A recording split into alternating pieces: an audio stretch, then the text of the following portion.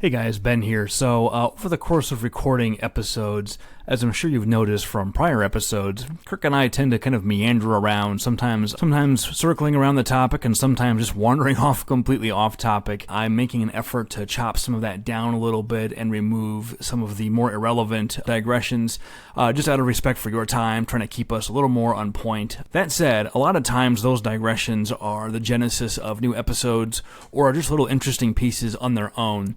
So we thought we'd try as an experiment here to release some of those pieces that we've cut out of the episode as little standalone, bonus material, we're going to call it, that's not really related to the episode, but which we think you might find interesting. So this is one of those. It's just a short, not even 2-minute piece that Kirk and I discussed on agency law. So we're going to release that, sort of an adjunct to season 4, episode 3. Let us know what you think. If you like these and you think they're interesting, we'll do more of them, because there is plenty of material that winds up on the cutting room floor. Let us know what you think. If you hate them, we'll stop. If you like them, we'll keep doing them. So here you go. Remind me again, what are these devices? So these are radiation-producing devices. So these are not implanted things that come inside somebody, but what often is referred to as radiation guns.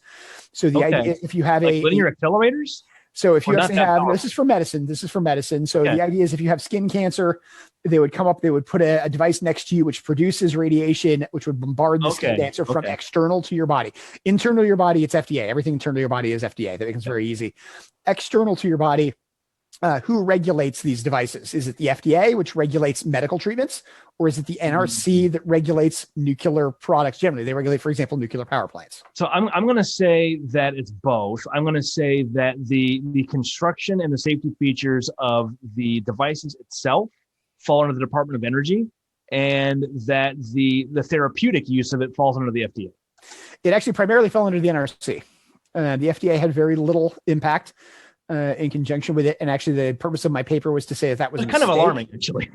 Yeah, that was a mistake. It should actually move to the FDA. Primarily that was my third year research paper. Now, again, this is 25 years ago. Things could have readily changed in the course of doing it. But that was a lot of the discussion as to what it was. And what you discovered in the course of that is it meant there were certain kinds of regulation because of the way the NRC enforces versus the FDA enforces. At the same time, again, I challenge people, to look at this.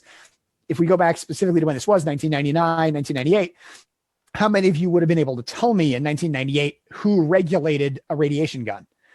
And I think the answer to it is I would be stunned if any of our listeners could. And if you can, you're probably an FDA lawyer.